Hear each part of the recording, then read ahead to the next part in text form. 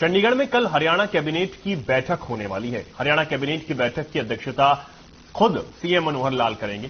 Cabinet की meeting कल सुबह 11 बजे चंडीगढ़ में हरियाणा सिविल सचिवालय की चौथी मंजिल के मुख्य सभा कक्ष में की जाएगी। मीटिंग के दौरान कई अहम फैसलों पर मुहर लगने की उम्मीद है।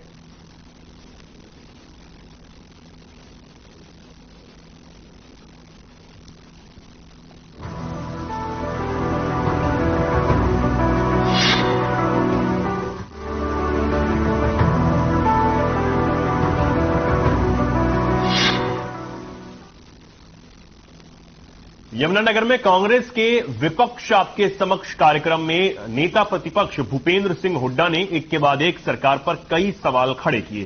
तो वहीं शिक्षा मंत्री ने प्रेस वार्ता कर हुड्डा के सभी बयानों पर पलटवार किया है। शिक्षा मंत्री कंवरपाल गुर्जर ने कहा कि भूपेंद्र सिंह हुड्डा के शासनकाल में यमुनानगर को हरियाणा में ये लोग मानते ही नहीं थे। यमुनानगर के उस वक्त क्या हालात थे ये सब जानते हैं। वहीं हुड्डा की मंच से चुनावी घोषणाएं पेंशन 6000 करने और बिजली 300 यूनिट फ्री, इन सब पर कंवरपाल गुर्जर ने कहा कि ये व्यवस्थाएं खराब करना चाहते हैं, केवल लालच देकर वोट हासिल करना चाहते हैं। हम लोग व्यवस्था को सुधार रहे हैं।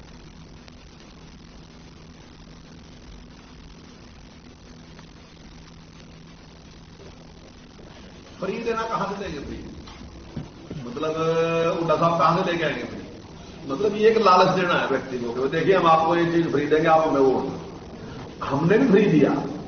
हमने कहा किसान से कि आपके पास जो कर्जा है आप हम उसका सारा ब्याज माफ करेंगे। आप केवल वो मूल धंधे हमें जो आपने आज से 10 साल पहले, 5 साल पहले, 8 साल पहले लिया था वो मूल धन में वापस। लेकिन हमने वादा नहीं किया था। हमने कहा कि इससे कोऑपरेटिव ठीक होगी, किसान का मदद होगा। हमने 1100 करोड़ का माफ किया। हमने बिजली के मामले में ठीक करने के लिए हमने काम किया। हमने उनसे कहा कि ठीक है आपका कनेक्शन किसी वजह से कट गया, आपके पास बहुत पेनल्टी लग गई, आपके पास सरचार्ज बहुत लग गया। हम आपसे बात कर रहे हैं कि आपने जितनी की बिजली खर्च करी आप उतनी बिजली दे दो, बिजली के पैसे दो, बाकी हम सारा माफ कर, सारा माफ कर दिया। और वो भी सिस्टम भी ठीक चल गया और सारा का सारा उस प्रकार से आज आपके सामने हम 24 घंटे बिजली भी दे रहे हैं। 2000 करोड़ के प्रॉफिट में भी है। जब इनकी सरकार थी तो बिजली महंगी थी, 27,000 करोड़ के घाटे में थी और 24 घंटे थी नहीं। व्यवस्था खराब करने के लिए तो आप कुछ भी कर।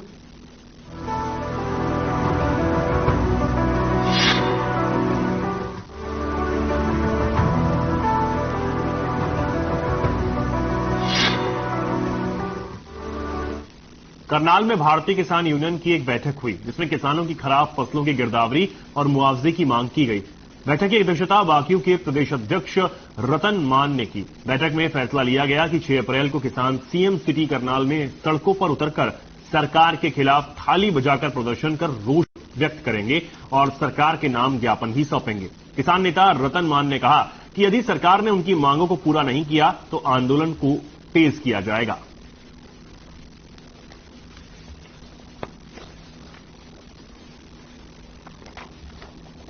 हमारा मेन एजेंडा है, मुद्दा है फसल खराबे का है। आज किसान तराई कर रहे हैं लगातार। बीती रात भी बहुत जबरदस्त बारिश हुई है और किसान कहीं का नहीं रहा।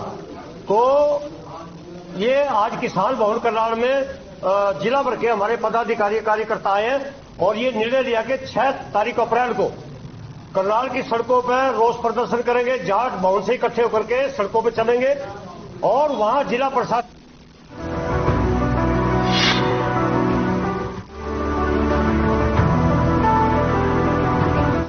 राजस्थान में स्वास्थ्य का अधिकार कानून लागू होने के विरोध में आईएमए के आह्वान पर प्रदेश भर में आज निजी क्षेत्र के डॉक्टर्स द्वारा हड़ताल की जा रही है। वहीं अंबाला में भी इस हड़ताल का असर दिखाई दिया। एक तरफ जहां अंबाला कैंट में सभी प्राइवेट अस्पताल बंद रहे, वहीं दूसरी तरफ अंबाला शहर में डॉक्टर्स ने काली पट्टी बांधकर लोगों का इलाज किया। मीडिया से बात करते हुए अंबाला से आईएमए के मेंबर्स ने बताया कि राजस्थान में जो स्वास्थ्य का अधिकार कानून लागू हो रहा है, हम सब भी उसका विरोध करते हैं। इससे डॉक्टर्स के साथ साथ पेशेंट्स को भी काफी नुकसान होगा।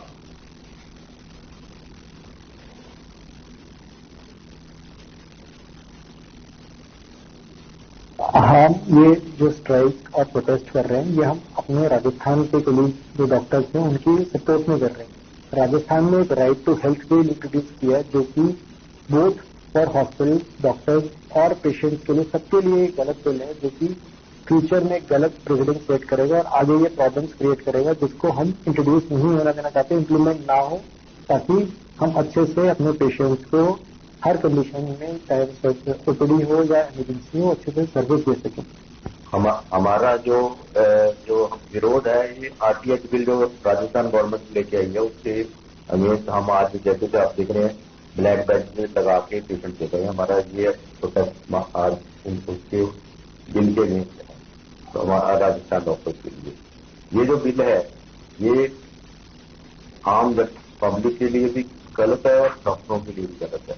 हम इसलिए आज पूरी स्ट्राइक नहीं करी थी, हम जनता को कोई परेशानी नहीं करना चाहते। हमारा जो प्रोटेस्ट है वो गवर्नमेंट के लिए है, हम एक पब्लिक को अपने मतलब अगेंस्ट नहीं करना चाहते। ये जो बिल लेके आ रही है गवर्नमेंट, ये पब्लिक के लिए भी तो खराब है, ये डॉक्टरों के लिए तो बिल्कुल ही खराब है। मेरा नाम डॉक्टर DS गोयल है। मैं Indian medical association Ambala cantt का प्रधान हूँ। मेरे साथ डॉक्टर विकास गोयल हैं, ये हमारे सेक्रेटरी हैं IMA अम्बाला कैंट के। डॉक्टर मोंगा हैं, तरसेम मोंगा, ये हमारे पैटर्न IMA अम्बाला कैंट के। आज का मुद्दा हमने ये उठाया हमारी स्ट्राइक करके कि जो राजस्थान में राइट टू हेल्थ बिल एक विधानसभा में पास किया है, अभी लागू नहीं हुआ है, अभी वो इम्प्लीमेंट नहीं किया है कि पब्लिक के लिए कभी उनको वो कर दिया है, चालू कर दिया, तो उसका एक गलत तरीके से इस्तेमाल करके वो डॉक्टर के ऊपर थोपा गया। इसलिए हमने ये कॉल किया। वो है क्या बिल, ये है कि वो कहते हैं कि भी अगर एक इमरजेंसी आती है आपके पास, आप उसको फ्री देखो, और फ्री देखने के बाद अगर आपकी स्पेशलिटी नहीं है तो वो उसको आप किसी दूसरे जो अलाइड उसका हॉस्पिटल है उसके पास भेजिए आप उनको।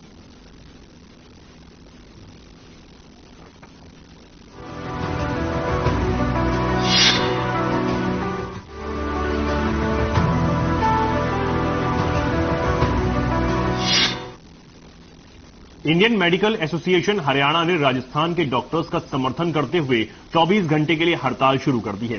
प्रदेश भर के प्राइवेट अस्पतालों के डॉक्टर और क्लिनिक को डॉक्टर हड़ताल पर जाने से प्रदेश के लाखों मरीज बेहद परेशान हैं।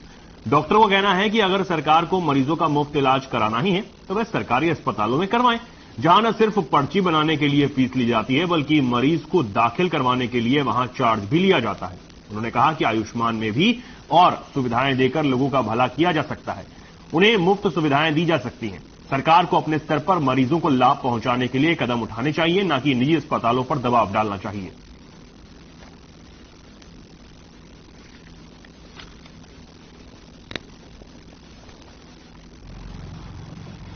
हम राजस्थान जो जिस तरह इंप्लीमेंट कर रहा है आरटीएच बिल, उसके अगेंस्ट हम खिलाफ है। वी आर वेरी क्लियर, ये स्ट्राइक जारी रहेगा। अभी हम सिर्फ सॉलिडारिटी दिखा रहे हैं विद राजस्थान, बाकी ये ऑल इंडिया स्ट्राइक है और ये स्ट्राइक रहेगा यदि राजस्थान वाले अपना मॉडल चेंज नहीं करते हैं। आरटीएच का राइट टू हेल्थ का जो कि राजस्थान सरकार ने लागू किया है, इसमें समस्या ये है कि ये जो राइट टू हेल्थ है ये हम भी मानते हैं कि ये आम आदमी का अधिकार है, लेकिन इसको देना, राइट टू हेल्थ देना, ये सरकार का काम है और सरकार के काम में हम पूरा सहयोग कर रहे हैं। सरकार जो भी स्कीमें चलाती है उसमें हम फ्री इलाज करके देते हैं, जैसे आयुष्मान योजना है उसमें हम फ्री इलाज करके देते हैं। यदि आपको इस चीज को एक्सटेंड करना है, हर बंदे को, हर व्यक्ति को ये देना है, अधिकार देना है, हेल्थ का अधिकार देना है, तो आप अपनी स्कीम्स को एक्सटेंड करो। जैसे कि सभी लोगों के कार्ड बनाओ, सभी जितने भी मैक्सिमम हॉस्पिटल होते हैं उनको एम्पैनल करो, ताकि हर जगह हर व्यक्ति को वो स्वास्थ्य का अधिकार मिल सके।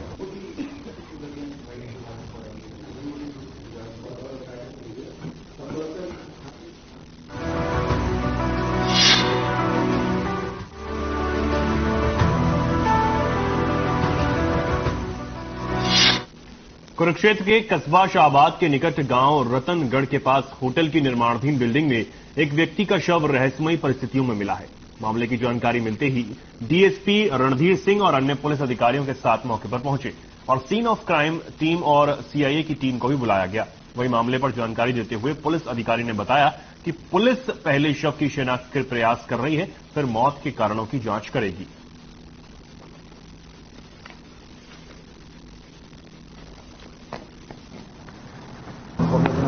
तो अब हमें सीन ऑफ क्राइम टीम बुलाएंगे यहाँ और हमारी जो चाहिए की यूनिट है वो भी आएगी, तो देखेंगे हम डी पुलिस को हराने। सर कोई पहचान हुई है इसकी किसी की? अभी लोग बुलाए हैं काफी लोग। आसपास मतलब गाँव है आपका शायद शिनाख्त हो सकती है? नहीं, हमारा पहले तो प्रॉपर्टी ही है कि शिनाख्त हो जाए। मैं तो बस लेट हो गई, सो रहा है फिर मैं देखा 5 आग मतलब उठा के देखता हूँ इसको, उठाया डेड ऑफ इसको सुना इंचार्ज साहब को। ये बिल्डिंग किसकी है? बिल्डिंग अपनी है सेल की है वैसे तो। हाँ अभी जिसकी वगैरह होने लगती है उसकी। कुछ निर्माण कार्य चल रहा है? हाँ जी हाँ जी। कितने बजे आए थे आप यहाँ पे? मैं 9:30 बजे आया था।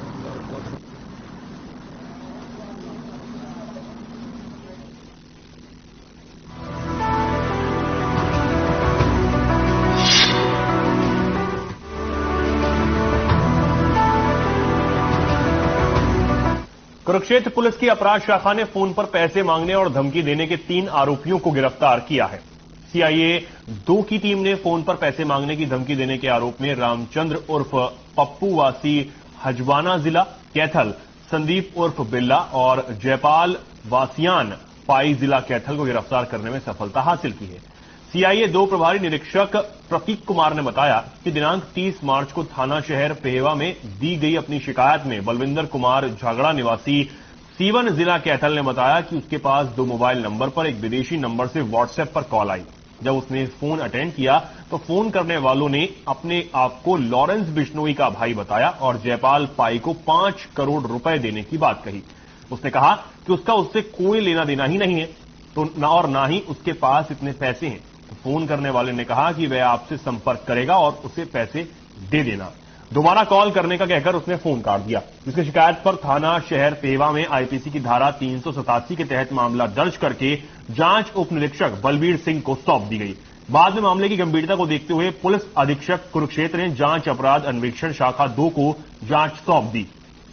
मामले में आगामी कार्रवाई करते हुए सीआईए 2 की टीम ने आरोपियों को गिरफ्तार कर लिया है। वहीं आरोपियों से वारदात में इस्तेमाल किए गए 3 मोबाइल फोन भी बरामद किए गए हैं।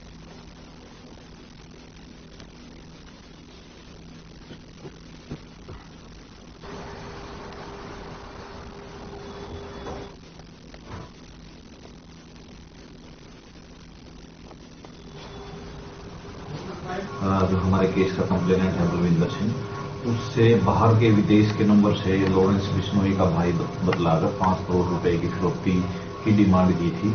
तो उस केस की इन्वेस्टिगेशन हमारे सीआईए 2 की टीम के द्वारा की गई और काफी डिटेल्स वगैरह और अच्छी गहनता से इन्वेस्टिगेशन करते हुए हमने 3 आरोपियों को गिरफ्तार किया है, जिनके नाम संदीप, रामचंद्र उर्फ पप्पू व जयपाल है।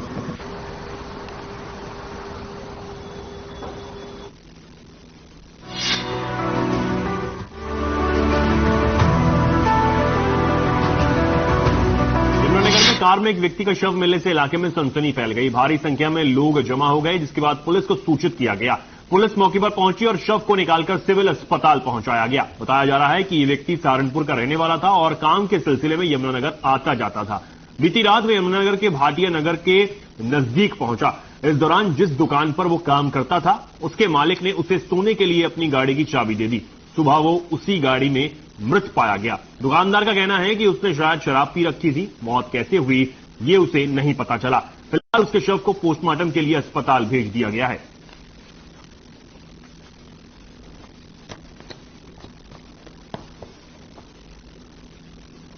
मेरे हिसाब से तो दारू पीने से आप दारू पी कर बताया सर आपकी शॉप पर काम करता था, कभी कभी लगा लेता था दिहाड़ी। क्या कुछ कहना चाहेंगे, कैसे व्यक्ति की मौत हो सकती है? मेरे हिसाब से दारू पी कल तो सहारनपुर से आया है, उसकी माँ को फोन करा, 10 बजे घर से निकला था। तो कल संडे मंडे ऑफ था हमारा। मैं तो सुबह आके 10 बजे देखा था, निकल नहीं रहा था। मैंने मार्केट वालों को बुलाया जी। कार में सर कितनी उम्र का है ये? और सर ये यहाँ पर काम किया करता था? हाँ, इन्हीं के पास काम करता। सर अब मर्चरी हाउस में लेकर जाए जी। यहाँ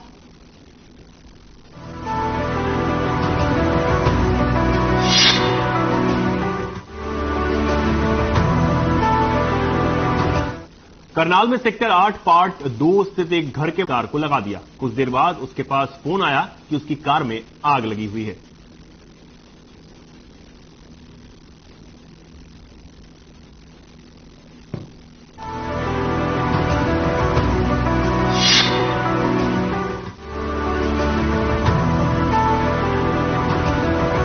बेमौसमी हो रही लगातार बरसात से किसानों को काफी नुकसान हो रहा है। खेतों में खड़ी गेहूं की खेती लगभग खराब हो गई है, जिस कारण गेहूं अभी तक सही तरह से मंडी में नहीं पहुंच पाया है। जबकि गेहूं की सरकारी खरीद 1 अप्रैल से शुरू की जा चुकी है, लेकिन अभी तक गेहूं पका नहीं है। कुछ किसान मंडी में गेहूं लेकर भी आए हैं, लेकिन वो भी काफी गीला है, जिसे धूप में सुखाने के लिए रखा गया है। अंबाला के मंडी में पहले पंजाब से भी किसान अपनी फसल बेचने आया करते थे, लेकिन पिछले 2 सालों से हरियाणा सरकार ने यह खरीद बंद कर दी। सिर्फ वही किसान अपनी फसल अब बेच पाएगा जिसका नाम ई पोर्टल पर दर्ज होगा। इस कारण मंडी सुनसान पड़ी है। आड़ती भी मंडी में बैठा किसानों की फसल का इंतजार कर रहा है। हर साल मंडी में 1 अप्रैल से गेहूं की सरकारी खरीद शुरू हो जाती है, लेकिन इस बार बेमौसम बरसात ने सभी के अरमानों पर पानी फेर दिया है। कच्चा आड़ती एसोसिएशन के प्रधान मक्खन लाल का कहना है कि इस बार तो कुदरत की मार है, क्योंकि अभी गेहूं खेतों में ही बिछा पड़ा है। जब कटेगा तब पता चलेगा कि इसकी क्या क्वालिटी है। अभी जो भी इक्का दुक्का किसान गेहूं लाया वो काफी माउचर वाली है, जिसे सुखाकर आड़ती बेचने के लायक तैयार कर रहा है।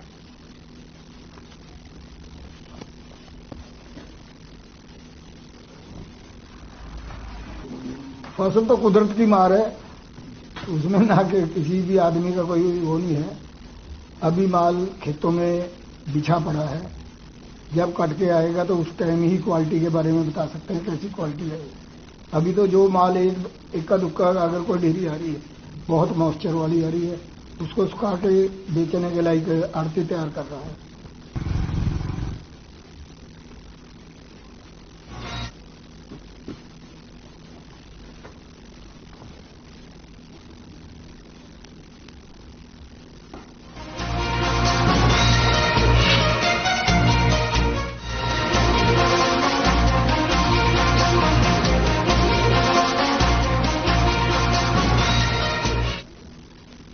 तोशाम में सीएम मनोहर लाल ने जनसंवाद कार्यक्रम के बाद तोशाम पुलिस स्टेशन का औचक निरीक्षण किया। पुलिस स्टेशन के मेस और अन्य कमरों का निरीक्षण किया।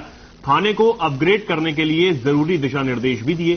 तो वहीं मुख्यमंत्री मनोहर लाल भिवानी के दुल्हेड़ी गांव भी पहुंचे, जहां उन्होंने प्रधानमंत्री नरेंद्र मोदी का जिक्र करते हुए कहा कि दुल्हेड़ी गांव की स्वच्छता की प्रधानमंत्री नरेंद्र मोदी ने मन की बात कार्यक्रम में तारीफ की थी। इसको देखते हुए पूरा भिवानी जिला दुल्हेड़ी मॉडल अपनाएगा, जिसके लिए उपायुक्त को निर्देश दे दिए गए हैं।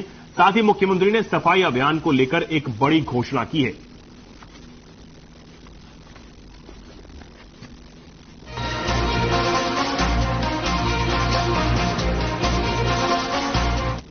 मुख्यमंत्री मनोहर लाल भिवानी के केरू गांव पहुंचे, जहां उन्होंने चिकारा ब्रीडिंग सेंटर का दौरा किया। इस दौरान कृषि मंत्री जयप्रकाश दलाल सीएम के साथ मौजूद रहे। चिकारा ब्रीडिंग सेंटर का दौरा करने के बाद सीएम मनोहर लाल ने केरू गांव में जनसंवाद कार्यक्रम भी किया। इस दौरान सीएम ने खुला दरबार लगाकर लोगों की समस्याओं को सुना।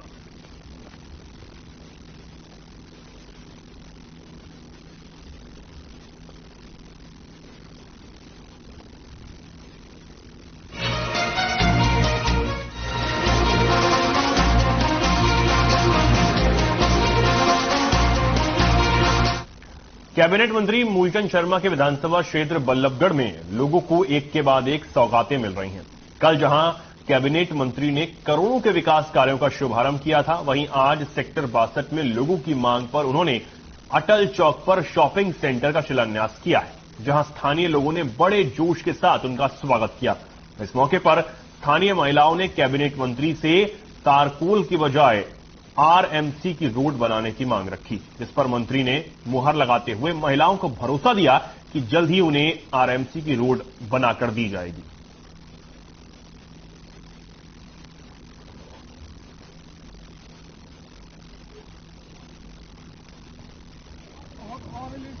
आज 62 में जो मार्केट का जो शॉपिंग सेंटर है उसका अटल चौक पे जो आज हमने शुरुआत की है, अटल चौक भी बनाएगा और मार्केट भी ये बन के तैयार होगी। इससे लोगों को लाभ मिलेगा। सबसे इजी मार्केट है जो फतेहपुर साउथ का रोड पे है, सबसे ज्यादा लाभ मिलेगा। सबसे बड़ा चौक बनेगा और मैं यहाँ के लोगों को बधाई दूंगा। इसका लाभ पूरे सेक्टर के लोगों को। महिलाएं समस्या लेकर आएंगे, कब तक निर्माण हो चुका है? महिला समस्या नहीं, मैंने उन्हें आरएमसी रोड मांगी थी। मैंने कहा तारकोल की, ये तारकोल की नहीं चाहिए। मैंने उनका आरएमसी की रोड आपकी बनाएंगे और समस्या उनकी पूरी रोड बनाने का। किंग, पेटीएम, जोमेटो जैसे ऑनलाइन ऐप्स का प्रयोग करते हैं तो सावधान हो जाइए, क्योंकि 67 करोड़ लोगों का डेटा लीक हो चुका है। यह खुलासा साइबराबाद पुलिस ने किया है। साइबराबाद पुलिस ने देश भर में लगभग 67 करोड़ लोगों का डेटा चोरी होने के मामले में फरीदाबाद के बल्लभगढ़ से एक युवक को गिरफ्तार किया है। आरोप है कि विनय 24 राज्यों और 8 शहरों से संबंधित करीब 67 करोड़ व्यक्तियों, संगठनों के व्यक्तिगत और गोपनीय डेटा को चोरी करने, रखने और बेचने में कथित रूप से शामिल था। जानकारी के मुताबिक हैदराबाद पुलिस ने इस मामले में 3 बैंकों, एक इंटरनेट मीडिया दिग्गज, सूचना प्रौद्योगिकी सेवा कंपनी समेत 11 संगठनों को नोटिस जारी किया है। पुलिस ने आरोपी के पास से 2 मोबाइल फोन, 2 लैपटॉप बरामद किए हैं। पुलिस के मुताबिक आरोपी फरीदाबाद के बल्लभगढ़ से इंस्पायर्ड वेबसाइट के जरिए संचालन कर रहा था और क्लाउड ड्राइव लिंक के जरिए चुराया हुआ डेटा बेच दिया रहा था। आरोपी के पास से नीट छात्रों की डिटेल, पैन कार्ड धारकों की डिटेल, सरकारी अधिकारियों की डिटेल, 11 संगठनों की डिटेल मिली है। इन 11 संगठनों में 2 पीएसयू बैंक, एक निजी बैंक, एक आईटी सेवा कंपनी, ऑनलाइन किराना विक्रेता, डिजिटल भुगतान ऐप, ऑनलाइन बीमा प्लेटफॉर्म शामिल हैं। ये पता लगाने की कोशिश कर रहे हैं कि डेटाबेस को कैसे लीक किया गया और कैसे एक अनाधिकृत व्यक्ति इसको एक्सेस कर पाया। फरीदाबाद पुलिस भी साइबराबाद पुलिस के संपर्क में है और उनसे तमाम जानकारियां जुटाने की कोशिश कर रही जा रही है।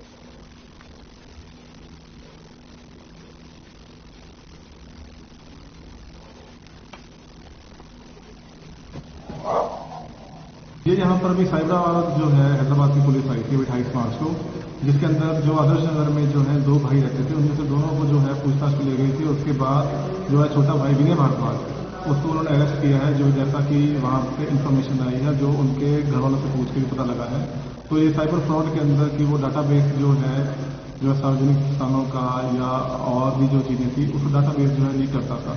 तो उसके लिए जो है वो उसको जो है गिरफ्तारी की गई है। कितनी उम्र बताई जा रही है और बल्लभगढ़ में से बल्लभगढ़ कब से रह रहा था? ये क्या किराए पे था या फिर अपना खुद का मकान? ये सारा ब्यौरा जो है पता करवाया गया है कि परिवार जो था पीछे से जो था यूपी से आके यहाँ पर जो अलीगढ़ से आके यहाँ पे फंसा हुआ था।